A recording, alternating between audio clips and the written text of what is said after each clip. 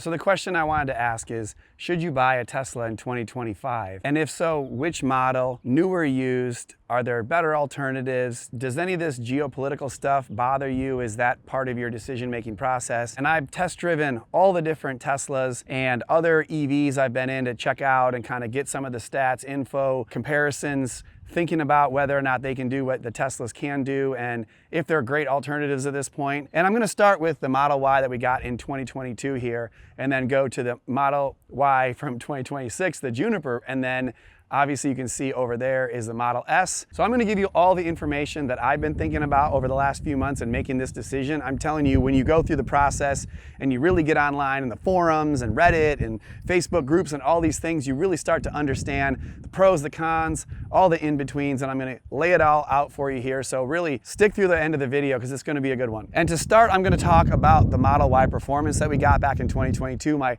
wife really wanted to get a Model Y, right? When it came out, the performance, more my idea, and we both kind of regret it to a degree. Now, I did make a video on this back in the day where I was talking about all the pros and I really liked it. And the cons were more like the full self-drive issues and a little bit of the suspension. Obviously now that 3 years has gone by and we put 90,000 miles on this car, the suspension really annoys me, and we're gonna talk more about this, but I'm gonna sit down inside so that I can really think of all the things I wanna tell you about the Model Y and the Model 3 and the refreshes and going forward and kind of things to think about if you're gonna buy one now. So for our family, we commute a ton. I mean, if we're putting 90,000 miles on a car in 3 years, like 30,000 miles, you know, you're talking about basically 3,000 a month. That's a lot of driving. And for us at the time, I did a little video about the cost of gas, especially right after the pandemic. Even now, it's still not cheap, but for us, it was saving us somewhere in the neighborhood of $800 a month to not have to buy gas. And then you put that into a car and you're thinking, okay, it's about even. So, you know, then the benefits of driving electric, you don't have to stop at gas stations. It's nice to wake up and just have a full tank of electric charge every day. If you can get that done in your house, which is something that I would really put into the factors when buying an electric car or not, is whether or not you can do level 2 charging at your house. And then lastly, just the look and the style and the speed of the cars, all those different things. Do you like Teslas? Do you not like Teslas? A lot of different things can go into that. But for us, we definitely thought this would be a good opportunity for us. We made that decision and we really love the car that we've had over the last 3 years. Now, of course, there's a couple things I don't like I said, the suspension specifically on the performance model, but also the regular Y, the regular Model 3, it's not great. I mean, I don't think they used the best shocks in the car, and I've seen videos where they've changed out the shocks to give it a much better ride. I think that's something that could be done by most DIYers, or take it into a place and get that done. It's like $500 for a good set of shocks that can be added in. And then also the low profile tires. So if you get the Model Y Performance, they come with the 21-inch, the 275/35, so really thin on the tread. And I believe the Model 3s come with 20s, if I'm not mistaken. And those are also really thin in the back at least. And with the combination of kind of the poor suspension, you know, the poor dampening at least, and the thin tires, man, is it a rocky ride if you live in an area with some potholes, in which we do. So that has been one thing that sucks. And over the last 3 years, probably my biggest gripe with this car that, you know, was a really expensive out of the pandemic. You're talking like $67,000 out the door for a Model Y. So that in itself right there is a bit annoying, because now you can get regular Y Juniper. I think out the door it was right around 50 after taxes. So that is a huge difference, like $17,000. And the same can be said for the Model 3. I think there is still a tax credit on the Model 3s if you guys qualify for it. So that's something to think about. But besides the suspension, there wasn't a whole lot of downside. I think the only thing that has changed that I really like on the newer cars is the HW4 hardware that's in it. The HW3 full self-drive hardware in this model was a little herky-jerky. I also made a video on that, whether or not you could just use autopilot or full self-drive. And at the time I was saying, for the most part, people could just use autopilot. It is nice if you kind of want to zone out to a degree and you're comfortable with that. And since I made that video, it went from like $16,000 down to $8,000 to add on to a car. So obviously having that price is a big benefit. And I think for most people that really want to get the full self-drive, it's pretty awesome, especially with the newer hardware. The camera, I think, is now a 5 megapixel camera on the front versus a 1.2 on this car. So you can tell when you're driving, the HW3 is a little sketchier, and the HW4 in the new cars, much better. And I did see where Elon said that all of the older HW3s should get like a free upgrade so that they could be compatible with the unsupervised full self-drive, whether it be a robo-taxi or whatever you're going to use it for. But I think Tesla has walked that back since. I even called in to the service center to ask if an HW3S, for example, would get an upgrade or how much it would cost to do so. And they basically told me there's no option to even get it, like not even to pay for it. So I think since then they've walked it back, and I'm not sure they're going to support the HW3 for unsupervised full self-drive. So that in itself could kind of make you want to stay away from the older models that aren't in the 2022 2023 range where they changed that out. But you know what? We put a ton of miles on this. It's been a great daily driver. I think in general, the regular Y, long range, I should say, probably a little bit more practical for most people. The 0 to 60 in this at 3.5 seconds, definitely fun. You know, zipping around in the cities and stuff on this, fantastic kind of like suspension or springs or whatever I would say. Although on the daily, the bumps, a little bit too much to handle. We've only had a couple minor things cosmetically go wrong with this car. The steering wheel is peeling off a little bit. We use the actual heat on the steering wheel. I like that. It's kind of cool in the morning here. So, you know, I don't know if that played into it. I think in general, kind of just not the greatest leather quality on this performance steering wheel, at least. And the same can be said about the leather interior, where you put your elbow on the left side here when you're driving is kind of like worn out a little bit. So that's also been a little bit of an issue. But besides that, there really hasn't been anything that has gone wrong in the car. And at 90,000 miles, you'd expect some service. Typically a, you know, ICE car, internal combustion engine car, you'd be like a bunch of oil changes,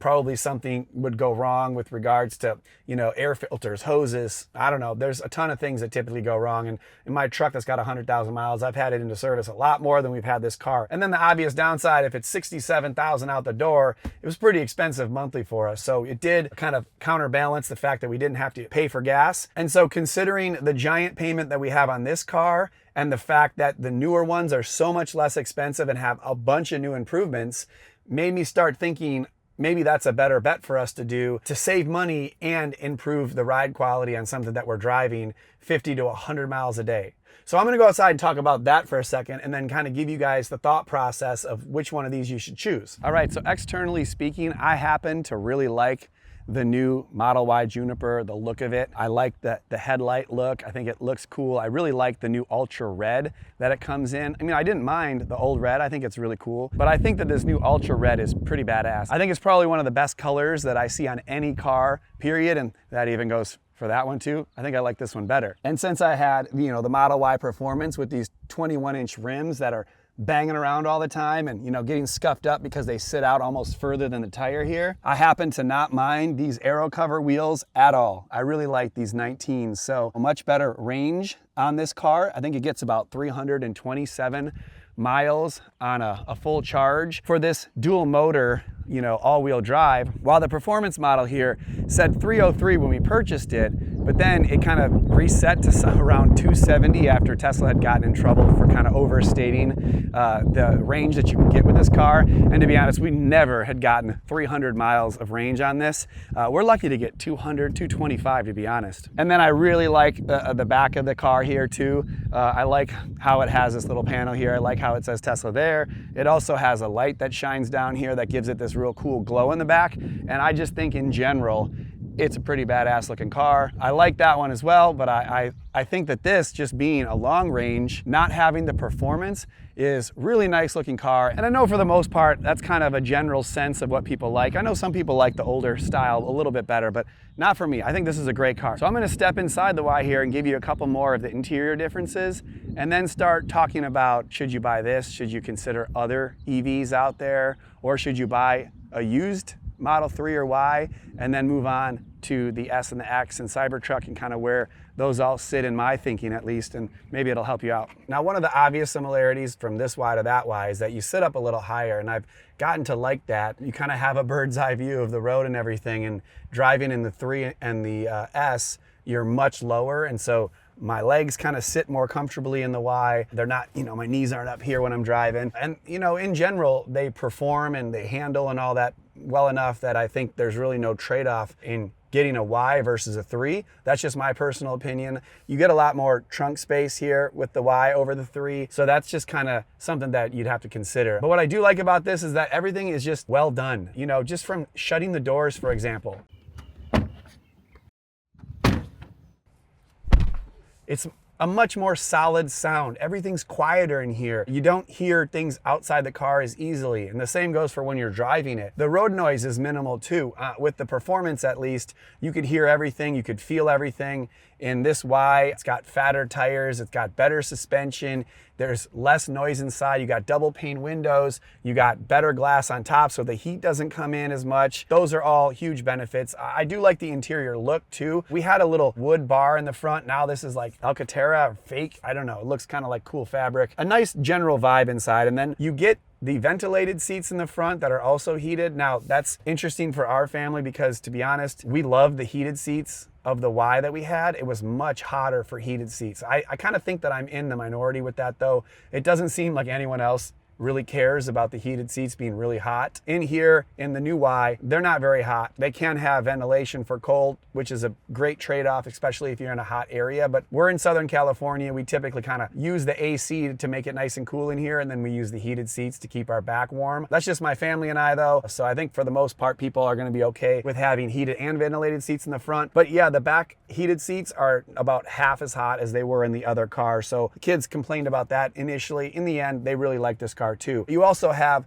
the screen in the back as well, so they can kind of mess around with putting their own seat heat on back there, which is less of a distraction for the driver. When we're all in the car, my wife does it anyways when I'm driving, so not the end of the world, but just little differences that are awesome. It does seem initially like there's less internal like creaking and stuff in this car. Of course, over time that could be something that pops up. It didn't seem like there was a lot of creaks and rattles and stuff in the car initially when we bought it, but then over time there were. The back seat headrests have been known to rattle a little bit. I think you can just put some tape around them and it kind of helps. But in general, this new Y is fantastic in a lot of different ways, and it's so much nicer to drive on a daily than it was the performance. And to be honest, this 0 to 60 at 4.6 seconds is still incredibly fast. I kind of was surprised. It doesn't have that like initial torque that you'd have in the performance, but it still is really fast. It's faster than most cars. And so my whole thought process of getting the performance back in 2022 was probably a little over the top, but of course I'm going to talk about the S Plaid in a minute. So, you know, my need for speed may differ than most people. But when we were considering buying this, we did look at other cars. We did look at the EV6. We did look at the Ioniq 5. Both of those, I didn't really love the look of the car. I do like the minimalistic design of the Tesla. I think having everything on the computer screen is actually a positive for me, because once you get into it and you understand it, it's like boom, boom, boom, and you're done with things. I don't necessarily need physical buttons for everything. Like, I've spilled like a Jamba Juice in my car before, and cleaning that up is an absolute nightmare. Not that I expect to do that often, but I kind of like minimalistic. I don't want much in here going on. Clean car. I mean, I do like the heads-up display in the S and the X, so that's something to consider, and I'll talk more about that. But for the most part, just having the screen with the nav and then having the full self-drive again with the newer hardware, this thing full self-drives fantastically. I really don't even have to like touch the wheel. We go to LA and back, nothing. It's fantastic. It zips in and out of lanes. It makes good decisions. Occasionally you're like, okay, it's trying to get into the HOV lane and I'm just in here by myself and I don't have the little HOV lane stickers that you're supposed to pay extra at the DMV, even though I'm in an electric car, which is silly. But you know what I'm getting at. There's a button on the navigation that I can use the HOV lane or not, and whether I'm in the car by myself or not determines that, not the car's fault. Occasionally you'll get like, it doesn't know what to do on a merge, for example, but for the most part, the new HW4 is much smarter than the old one, where that would make me panic a little bit and I'd have to take over. I don't have to take over much at all in the newer HW4 cars. Again, that's from 2023 on. So that's something to think about. And getting back to the other cars, I did have a friend that has the Acura crossover. Really cool looking car. White interior, loved it, but doesn't have the full self-drive. It's a little bit more sketchy there. To be honest, none of the cars really do. I mean, I've driven everything. Lucid, Rivian, the Ioniq 5, you know, the EV6, all these, they don't really have self-drive. And maybe Tesla will license it out to other companies. Maybe other companies will catch up. But the amount of computing that has gone on with regards to the full self-drive for Tesla is really hard to understand until you have one and you've used it and feel completely comfortable with driving it, because I will literally drive 200 to 300 to 400 miles and really not even have to do anything in the car. And while I'm not the guy that needs to have full self-drive all the time, especially these people that are in the forums that have an S Plaid and then brag that they never take it off of full self-drive, for me that's kind of like, that makes no sense. Why did you buy an S Plaid if you're never going to take it out of full self-drive? So to each their own, but for me, part of getting a Plaid would be to drive it yourself. And at the same time, I'm not the guy that's going to say, I don't want full self-drive, I'll never use it, because that's a lie. I always use it, especially on the highways. You can use autopilot for that, but changing lanes and getting from one highway to the next, or even some city streets, I use it when I'm like needing to clean my sunglasses off quickly, or when I'm sneezing, I'll put it in so that I don't like run off the road, because every time you turn away, shut your eyes, anything, full self-drive is clearly more safe than you are when you are trying to do other things in the car. And you know, you can debate whether or not you want to use it yourself, but that's a different story. I just think that Tesla for me is the EV of choice because of those things. I think Rivian is coming along great. I love the company. For me, both the R1S and the R1T are a little bit too bulky looking when you're inside looking out. It's kind of hard to see over the hood, to be honest. And you know, while the interior looks beautiful and immaculate and better than a Tesla for the most part, I mean Lucid and Rivian, I'm still waiting for them to catch up with regards to the full self-drive and kind of other tech features. I've seen in some of them, you know, like the Porsche Taycan, for example, the navigation isn't even good. And people say that there's electrical problems and all kinds of little things there. Beautiful cars, obviously. I'd love to have a Porsche, probably cooler than an S Plaid on the outside. But at the same time, it's kind of not the daily driver. It doesn't have full self-drive, and you know, so the infrastructure, all that sort of thing. Obviously, you don't want to understate the infrastructure. Having the supercharger network across the nation is absolutely amazing. Southern California to Arizona to Vegas, all that stuff that we need. Superchargers everywhere. Never have an issue. If you're in other parts of the country, that's a big consideration. I mean, do you have a supercharger network? Do you have service centers in your area? Is having an EV in the winter going to be a pain in the butt?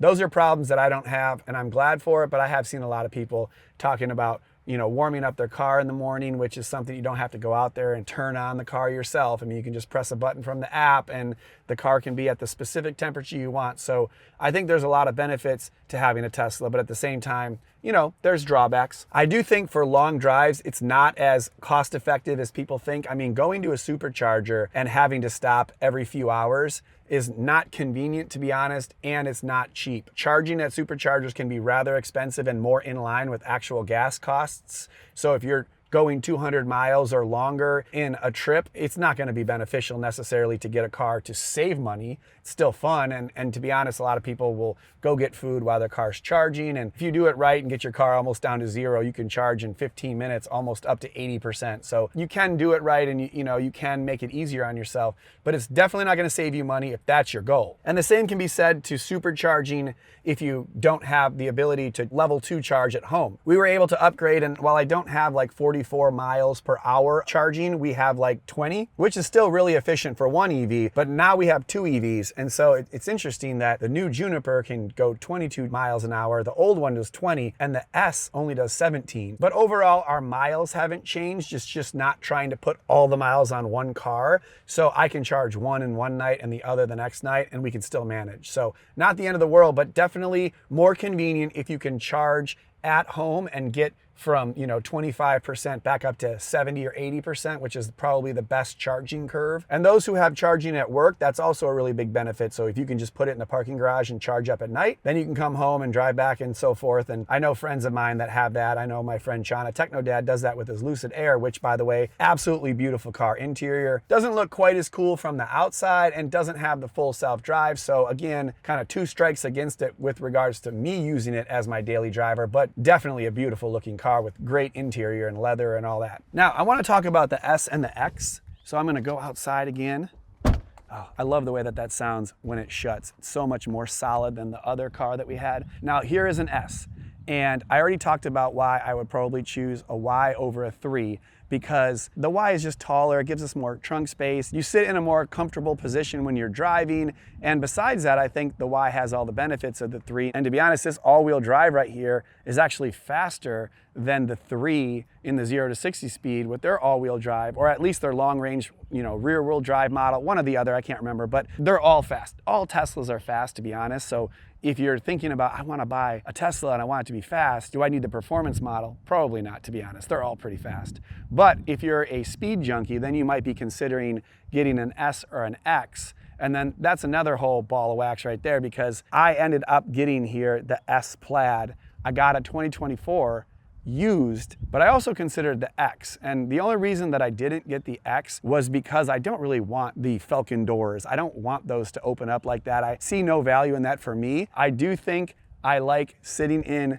this Juniper Y here more than I like crouching down into my S here. I'm a little taller and I have to kind of like get down into it. I feel like I'm Michael Jordan or someone getting into a car, even though I'm not that tall. But when I drove the Model 3 Performance, the new refreshed Highland version of that, I really felt it. My knees were like as high as the steering wheel, and I was just a little bit cramped inside the 3. Now, the 3 is a fantastic car for most people, and I think if you're coming into it and you're gonna buy a Tesla for the first time, I would probably consider the Model Y, the Model 3, or just the regular S or the regular X. And the reason I say that is because the only thing you're getting with the Plaids is like stupid speed.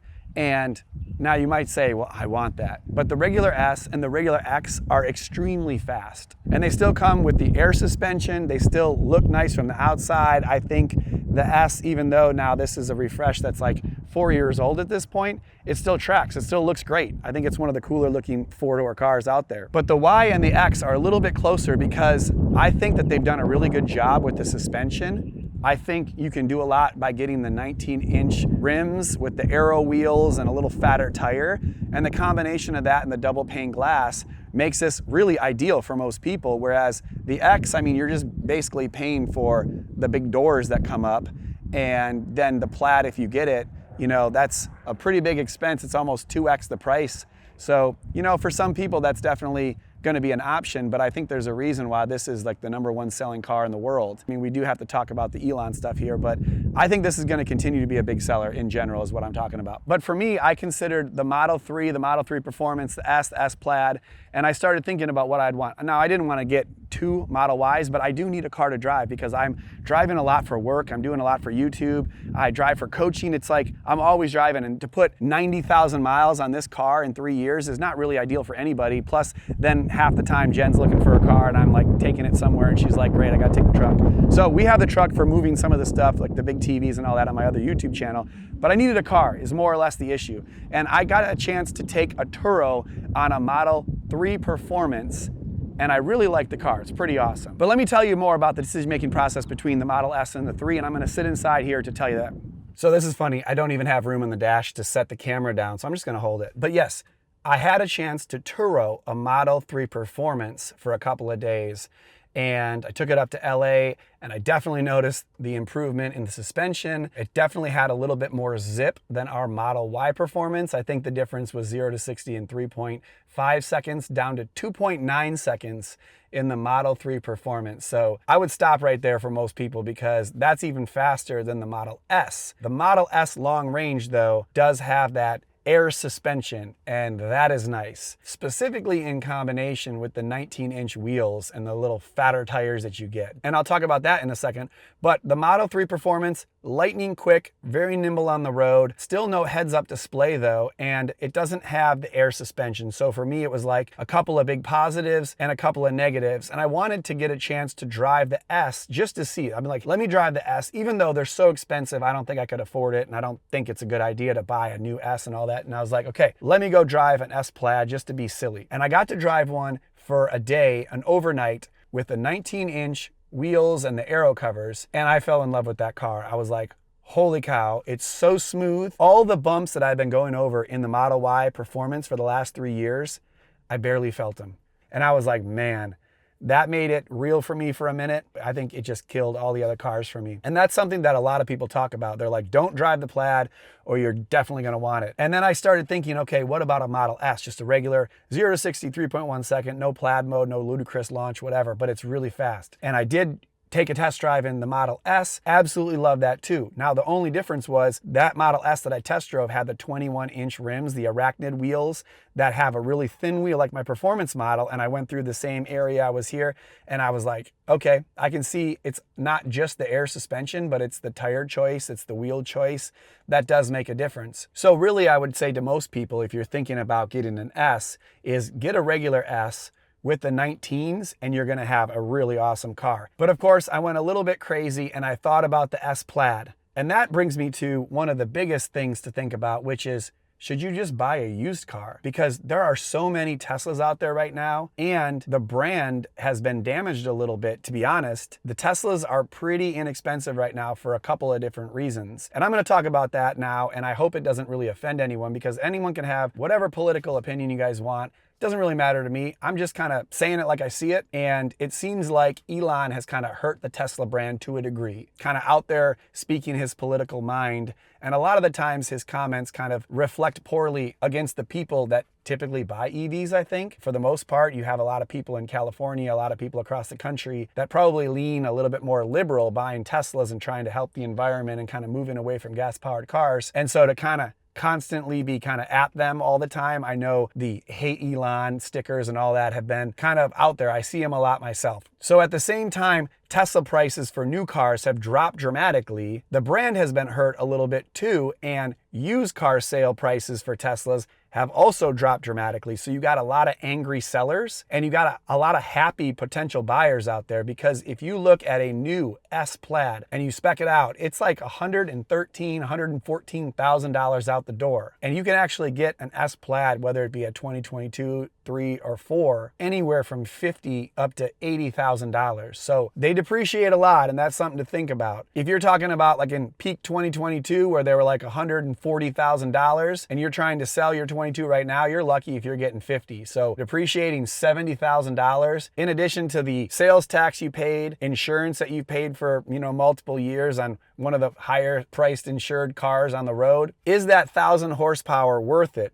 Are you getting that much out of just launching every day? Or should you consider an S long range or even a used car? So that's what I ended up doing. I ended up getting on Auto Trader and CarMax and all these and really starting to get into the pricing and what you could do. And I'll be honest, I battled a little bit internally about whether or not I wanted to support Tesla, being that, it's not the only EV company out there. I like Rivian, I like Lucid, but I just didn't feel like their cars were where I wanted to be right now. Like, I don't need an SUV. I don't need a Lucid Air. The interior is important to me, but the full self-drive and kind of like the minimalistic design of the Tesla was something that I really liked. So, I had to make a decision on what was going to be best for me. And then I started thinking about the used prices. Actually, a friend said, hey, what about a used Tesla? And that's when it really hit me that a used S or S Plaid could be a better deal than even buying a new Model 3 with the $7,500 discount, because that's going to depreciate to a degree. But if you can really take some of the sting off of buying an S or an S Plaid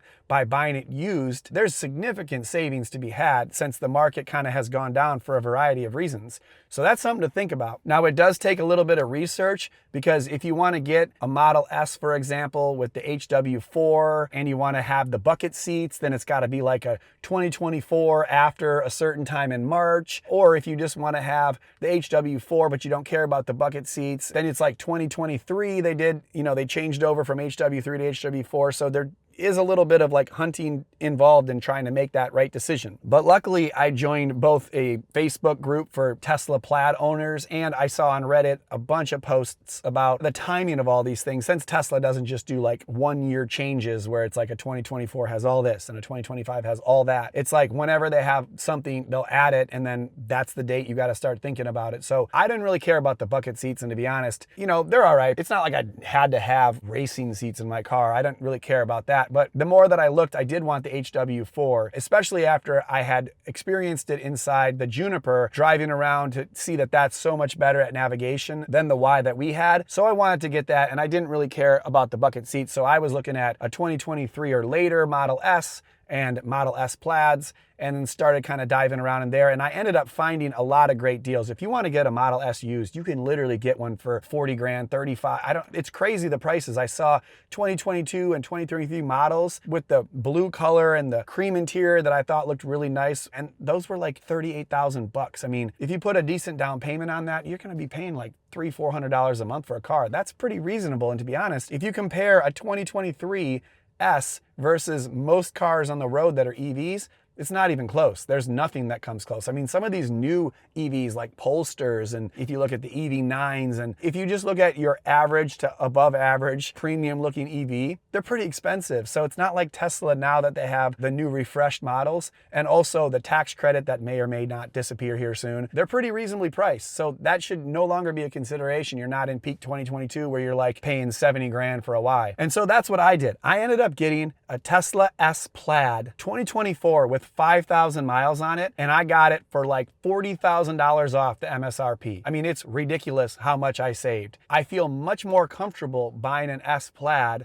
with that amount of savings ahead of time, knowing that at any point, if I want to sell this, I'm not going to be upside down 40 G's, which is absolutely crazy. Because the cost to own a Tesla S Plaid is like $125,000 in 5 years. That is astounding. And you know, you're talking about sales tax, you're talking about depreciation, car insurance, you know, resale value, all this stuff. That's pretty overwhelming and makes you think maybe you should buy a used car instead of a brand new one. Because the brand new one does come with, you know, that new fresh smell, and you get to experience the delivery over at Tesla. But to be honest, I'm pretty happy sitting in this car that I did not have to pay an extra 40 grand on. And the things that I absolutely love about the S and the S Plaid, first, the air suspension, silky smooth ride. You can be going pretty fast on the highway and it doesn't even feel like you're hitting any bumps. I mean, you're just like cooking along. In addition, I really like the heads-up display. Now, this does have a yoke. Not a huge fan of the yoke, but the yoke in combination with the heads-up display, fantastic because it doesn't block my view. So I'm still getting used to that. I also don't like that it does have the little haptic feedback buttons, I guess, for the left and right. I'm also starting to get used to that too. And the Y Juniper has the stock. So I'm kind of in between right now. I can't really drive any of the cars well because I'm kind of confused at where the buttons are and all of them. And so it's a little bit overwhelming. Like Tesla, slow down a little bit, just pick and then end it, and let's just stick with it. I do like the tilting screen in the S. Some people say that they'll never tilt it, but I've had it tilted toward me since I bought it. I do like the racing seats with the heated and cool in here. I think that's pretty nice. They kind of hug you. If you're a little bit bigger of a person though, I think you might have a little bit of a problem with it, so make sure you test drive that. It does have the screen in the back there, so the kids, again, not only can they just, you know, check the heat seat and all that, but it also is fully functional for like watching shows and stuff. They can connect Bluetooth headphones to it. They haven't done that yet, but you can, and I think that's a really good feature as well. And then the main reason that I consider this over the 3, in addition to it having the air suspension and being like rocket fast, is that it's a hatchback. So I can put those seats down and throw like football gear. Like I can throw a TV back here. Not that I'm going to do that on the regular, but you can do it. And in the Model 3, it's a little bit tighter in the trunk. And I just think in general, I'm more of like a daily driver. I wanted a sedan. I want a cruising car. I didn't need the 3 Performance to be really nimble. People talk about this being a boat. I don't really see it. I think this thing is just amazing all around. It cooks around, you know, on ramps and off ramps. I don't know why I'd want to go any faster around those. It has extremely good handling. I know that the Model 3 Performance also does. Very nimble and is a little bit quicker left and right, but in general, I prefer the better suspension on this, the air suspension. And I do have 21-inch Arachnids on the one that I bought. Definitely getting rid of those. I'm going to probably sell them or hold on to them, but I did buy off of T-Line Sports some 19-inch rims with some bigger tires that are going to provide basically the factory 19s without the aero wheels. So I think they look a little nicer, but at the same time, I would be totally fine with the aero covers. I think in general, the ride quality isn't more important than me than just the look. And so that was what I did for a decision. I really like this car. I think it's awesome. I mean, going in Plaid mode, I haven't necessarily launched the car yet, but when you're going like 15 miles an hour and you punch it, it is stupid. People like can't even believe how fast it goes. For me, I'm not like a wild and crazy person, but you know, if I'm going to go on an on-ramp, I like to go on an on-ramp basically as fast as the car can go. I think that's kind of a common thing for probably dudes that need a little adrenaline rush. I think it's fantastic in the Model S Plaid. I thought that the S was really good, but just not that initial like torque kick that you get out of this Plaid here. I think that the Model 3 Performance also provides that like speed. So the S regular, the Model 3 Performance, the S Plaid, all stupid fast. And the X as well. The X and the X Plaid are very fast, especially for an SUV. It's kind of crazy that that can go 0 to 60 in 2.5 seconds. And both of these probably going to get a refresh. That did come into play with regards to what I was going to do. I thought maybe I should wait, and I even asked, and people are like, oh, wait for the refresh. The prices will dump even more on the older cars, but the more and more I see about the refresh, and this may change because I don't know what's going on with it. If it's going to add a front camera, it's going to upgrade the rims. It's going to have maybe the lighting inside, which I didn't mention. Having that lighting is pretty cool. I don't necessarily need it. It kind of distracts me, and kind of that depth perception gets a little weird when you have lights in your periphery, but still pretty cool upgrade. But for me, I felt like this was a really good choice. And the timing, I don't know, is it going to be 3 months, 2 months, 6 months, a year for the S to come out? And I wasn't going to buy an S with the refresh brand new anyways. I just talked about how I'm not trying to lose 40 or 50 grand off the lot. So for me, if I'm going to wait another 6 months and then get another 10 grand off the car, I don't know, maybe it could happen, but that's something you guys could consider. And you'll probably, by the time you're watching this, will have a good understanding of what the refresh really looks like and what it's going to be and how soon it's going to come out. But for me, this is where I landed. I really liked the used Tesla S Plaid, a dream car of mine, for less than half the price it was a couple years ago. Like, that's a huge difference. And I think that becomes more attainable for a lot of people. And if you're not gonna have access to an airstrip and launch it on the runway all the time, you're probably fine getting just an S. I think the S are awesome, and you can save even more money. I mean, you can get one for like 35 grand right now that has still warranty intact. They have the warranty up to 120,000 miles, 8 year for the battery and the powertrain. I mean, what else can really go wrong? Maybe the computer, cosmetically, I don't know. I think that having the warranties over 100,000 miles is crazy, and I think that's going to be great.